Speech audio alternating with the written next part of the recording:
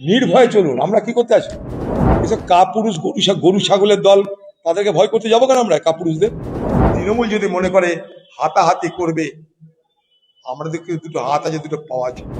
সাঁতার কাটা জানি, সাঁতার কাটি না, মানে এটা নয় যে সাঁতার কাটা ভুলে গেছি। ওদের ওই বাধাকে গুঁড়িয়ে দিয়ে আমরা আমাদের মতন মিছিল নিয়ে গেছি এবং আবার যাব। তা আসবে সামনে, গুঁড়িয়ে দেওয়া হবে। তৃণমূলের কত দম আছে আমরা দেখতে চাই। হাতি চালে বাজার তো কুত্তা বুকে হাজার।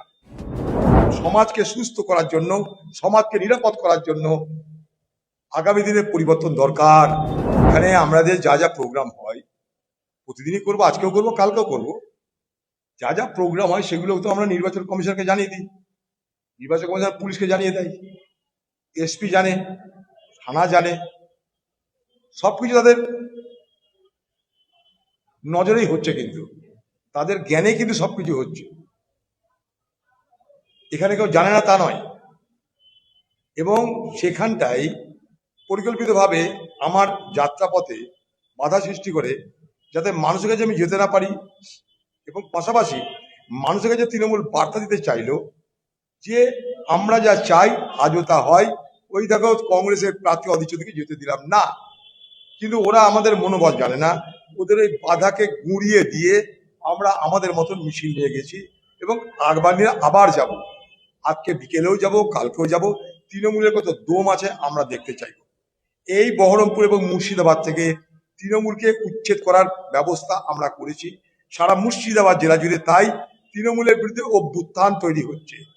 শুধু বহরমপুর নয়, এইরকম বহরমপুর প্রত্যেকটা বিধানসভা এলাকায় মানুষ আগামী দিনে দেখতে পাবে।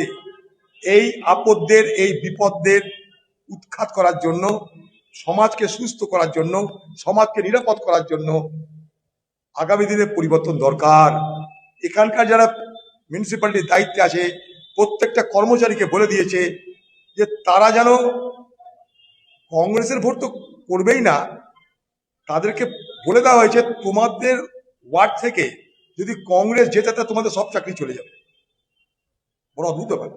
মিউনিসিপ্যালিটি স্টাফ তারা কোনো না কোনো ওয়ার্ডে বাস করে, সেখানকার ওয়ার্ডে, সেখানকার বুথে যদি কংগ্রেসের ভোট বেশি হয় তাহলে নাকি তাদের চাকরি চলে যাবে, মার খেতে হবে।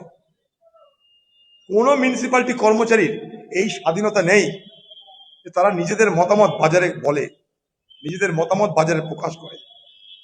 প্রত্যেকদিন প্রত্যেকটা মিউনিসিপ্যালিটি স্টাফকে হোয়াটসঅ্যাপের মাধ্যমে, ভিডিওর মাধ্যমে এবং সোশ্যাল মিডিয়ায় কতটা সক্রিয় থাকছে তার তথ্য নেওয়া। অর্থাৎ তৃণমূল একটা মিথ্যা কথা বলল, সেটাকে সাপোর্ট করার জন্য, লাইক করার জন্য তাদের সোশ্যাল মিডিয়াতে তাদেরই স্টাফদেরকে এনগেজ করা হয়েছে। তারা কতটা লোককে সোশ্যাল মিডিয়ায় প্রচার করতে পারলো তার উপর তাদেরকে ভাগ্য নির্ধারণ হবে।